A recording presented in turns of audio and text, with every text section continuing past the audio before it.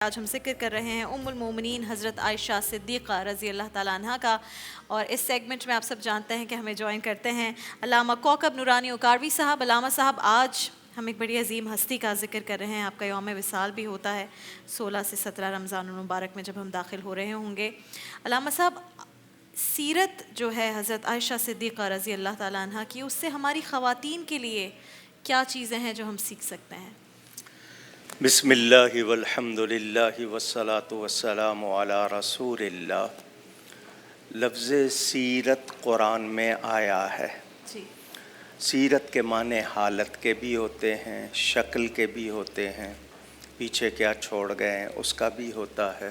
سنعیدھا سیرتھا الاولی، موسیٰ علیہ السلام کو اللہ نے لاٹھی عطا فرمائی تھی، فرمایا زمین پہ ڈال دو، وہ سانپ بن گیا، تو فرمایا اس کو پکڑ لو، ہم اس کو پہلی شکل پہلی حالت پر لوٹا دیں گے۔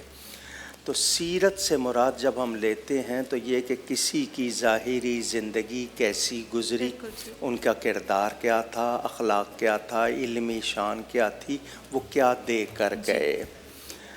میرے پیارے نبی پاک صلی اللہ علیہ وآلہ وسلم کی ازواج مطہرات، سب سے پہلی بات قرآن نے کہا یا نساء النبی لستن کاحد من النساء، اے نبی کی عورتوں۔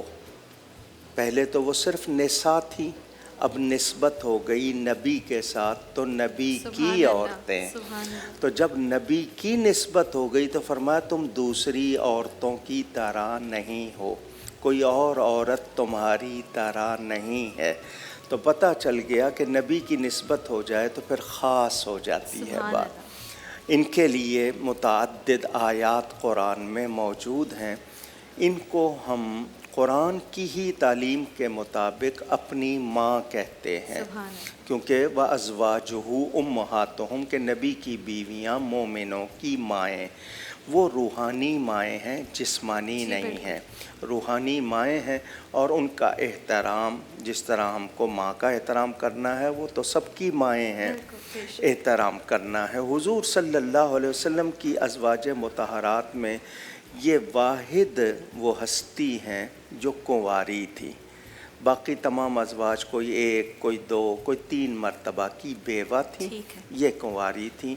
یہ حضرت سیدنا ابو بکر الصدیق رضی اللہ تعالی عنہ کی صاحبزادی بالکل، ہیں، اور ان کی والدہ ام رومان، زینب نام تھا، کنیت ام رومان۔ جی، جبریل امین ان کو ریشمی کپڑوں میں لپیٹ کر لائے تھے کہ اللہ تعالیٰ نے اس کو دنیا و آخرت میں آپ کی بیوی کے طور پر پسند سبحان کیا اللہ، ہے۔ سبحان اللہ، تو چونکہ وہ اللہ تعالیٰ کا انتخاب تھی، اس لیے حضور صلی اللہ علیہ وسلم ان سے بہت زیادہ محبت کرتے تھے، سبحان اللہ، اور فرمایا کہ عرب میں کھانے تھے تو ان میں سب سے نمایاں اہم کھانا سرید، جس کو عرب لوگ اپنا یعنی سب سے ہائیسٹ ڈش جی کہہ لیں، جی، فرمایا جس طرح کھانوں میں سرید کو فضیلت حاصل ہے، عورتوں میں حضرت عائشہ کو۔ سبحان اللہ، تو یہ سرخ بالوں والی تھی تو ان کو پیار سے حمیرہ بھی کہتے تھے، اچھا،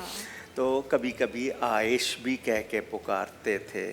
حضور صلی اللہ علیہ وسلم کی یہ زوجہ محترمہ وہ ہستی ہیں کہ علماء کا یہ بیان ہے، علماء امت کا، کہ اگر دین اسلام کے 3 حصے کیے جائیں تو ایک حصہ حضرت سیدہ عائشہ کی ذات سے امت کو ملا ہے۔ اچھا، اتنی بڑی عالمہ کہ صحابہ کرام جس مسئلے کو ادق کہتے ہیں بہت مشکل کو، جس میں الجھ جاتے تھے، آپ کے پاس آتے تھے، آپ اس کو حل کرتی تھیں۔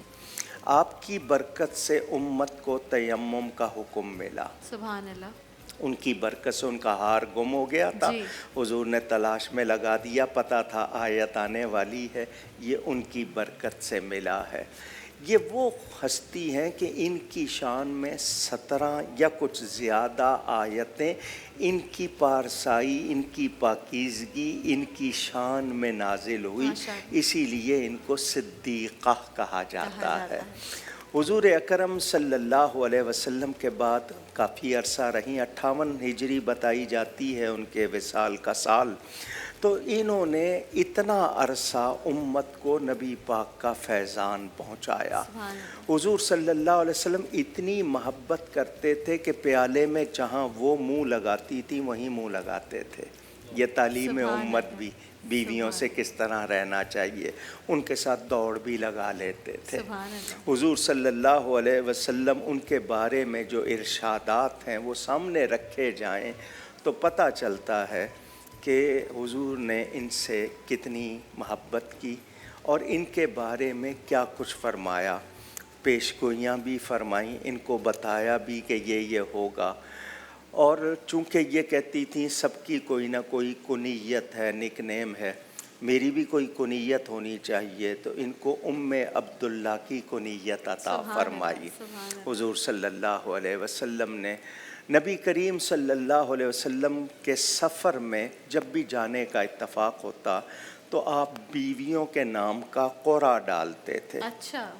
کہ جس کا نام نکلے گا اس کو لے کے جاؤں گا. مگر سب جانتی تھیں کہ حضور صلی اللہ علیہ وسلم حضرت عائشہ سے بہت زیادہ پیار کرتے ہیں تو وہ اپنی باری قربان کر دیتی تھیں. تو یہ جاتی تھی ساتھ، ان کے لیے پالکی رکھی جاتی تھی اور اس میں یہ سفر کرتی تھیں.